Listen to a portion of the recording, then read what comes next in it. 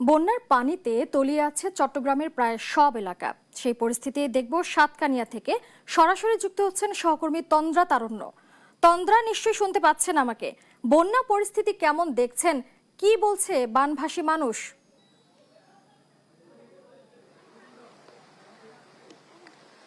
সালমা, বন্যার যে পরিস্থিতির কথা আমি বলতে চাচ্ছি, আসলে আমি এই মুহূর্তে যেখানে আছি এই জায়গার যদি চিত্রটি দেখাই আমি একটু, তাহলে আপনি বুঝতে পারবেন যে আসলে বন্যার পরিস্থিতি আসলে এই চট্টগ্রামে তার কি ভয়াবহ রূপ। এবং সাতকানিয়া উপজেলার আমি যেখানে আছি, কেউচিয়া ইউনিয়নের 5 নম্বর ওয়ার্ডের এখানে কিন্তু এখন পর্যন্ত আমি যদি বলি, আমি সকাল থেকে এখানে আছি এবং সকাল থেকে আমরা দেখতে পাচ্ছি যে এখানে কিন্তু বানভাসী মানুষ যারা রয়েছেন তাদেরকে তো দেখা যাচ্ছে, এবং অনেকে তারা আশ্রয় কেন্দ্রে চলে গিয়েছেন, এবং অনেকে আছেন যারা অসুস্থ হয়ে আসলে তারা ঘরের মধ্যে আটকে আছেন। এবং আমরা এমনও কিছু মানুষ পেয়েছি যারা আশ্রয় কেন্দ্রে যেতে পারেনি, এবং পরবর্তীতে তারা আশ্রয় কেন্দ্রে না যেতে পারার কারণে এখানে যেই উঁচু যে বাড়িগুলো রয়েছে বা 2 তলা বা 3 তলা যে বাড়িগুলো রয়েছে, তারা সেই বাড়িগুলোতে যে আশ্রয় নিয়েছে। এবং এমন আমরা পেয়েছি যে প্রায় 15 থেকে 20টার মতো পরিবার আমরা পেয়েছি যারা একই বাড়িতে, একটি 2 তলা বাড়িতে তারা যে সেখানে আশ্রয় নিয়েছেন।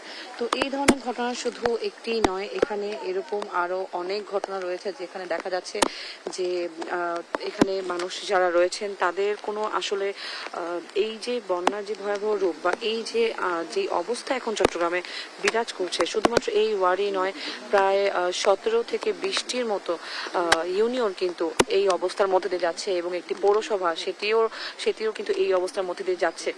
এবং এক এক ধরনের যারা এখানে আছেন, মানুষজন যারা এখানে আছেন বা স্থানীয় যারা আছেন, তাদের এক একজনের এক এক রকম ভিন্ন ধরনের গল্প, ভিন্ন ধরনের তাদের আকুতি এবং আহাজারি। কেউ কেউ আমি এমনও পেয়েছি যারা 2 থেকে 3 দিন তারা বলছেন যে তারা না খেয়ে আছেন, তারা কোনো রকম কোনো প্রয়োজনীয় সামগ্রী বা ত্রাণ সামগ্রী তারা কোনো কিছু পায়নি। আবার আমরা এমনও পাচ্ছি, আমরা দেখতে পেয়েছি যে এখানে মুমূর্ষু অবস্থায় রোগী আছেন। এমনও আমরা পাচ্ছি যারা হয়তো তার পুরো বাড়ি, তার পুরো বাড়িতে আসলে পানি ঢুকে গেছে, যে কারণে তিনি আসলে একটি কলা গাছের নিচে আশ্রয় নিয়েছেন।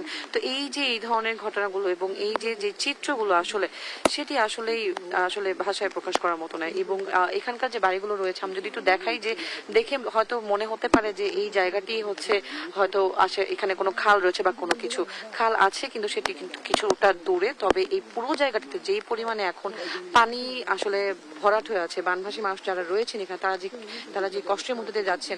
এক একটি কলা গাছের উচ্চতা আমি যদি দেখাই যে এখানে কত পরিমাণে পানি উঠেছে। এবং এইখানে একটি চায়ের দোকানও রয়েছে। এই চায়ের দোকানের চিত্র যদি আমি একটু দেখাই যে কতখানি পানি এখানে আসলে উঠেছে, সেটি দেখলে আসলে এখানকার যে দুরূহ অবস্থা সেটি আসলে বোঝা যাবে। তো এই যে এখনকার যে পরিস্থিতি এখানে বিরাজ করছে এবং যে পরিস্থিতি এখনো রয়েছে, সেই পরিস্থিতি আসলে কতদিনে সেটি আবার স্বাভাবিক হবে সেই প্রশ্ন কিন্তু থেকে যায়। এবং পাশাপাশি যারা স্থানীয় যারা আছেন তারা কিন্তু বলছেন যে শুধুমাত্র এমন নয় যে শুধু 26-এ এসেই তারা এই ধরনের পরিস্থিতিতে তারা পড়েছেন বা এই ধরনের পরিস্থিতির শিকার তারা হয়েছেন। এর আগেও যে কয়েকবারই টানা বৃষ্টি হয়েছে তখনও কিন্তু এখানে পানি জমেছে, তখনও কিন্তু তারা এই একইভাবে কিন্তু তারা সেই সময়টা মোকাবেলা করেছে। এবং এই যে খারাপ সময়ের মধ্যে বা তারা দুরূহ সময়ের মধ্যে যে যাচ্ছে, এই সময় কিন্তু তারা এর আগেও পার করেছে। তো সালমা, এখন পর্যন্ত যদি বলি, চট্টগ্রামের সাতকানিয়া উপজেলায় আছি, জায়গাটির অবস্থা ধীরে ধীরে গতকালকে যদিও বলা হচ্ছিল যে হয়তো কিছুটা উন্নতির দিকে যাবে, তবে সেটি কিন্তু আজকে সারাদিনের ভারী বর্ষণের কারণে কিন্তু সেটি এখন আবারও পুরো বুক সমান পানি কিন্তু এখানে রয়েছে। এবং সেই জায়গাটিতেই আমি রয়েছি যেখান থেকে আপনাদের সাথে সংযুক্ত ছিলাম। সালমা, এই ছিল আমার কাছে সর্বশেষ।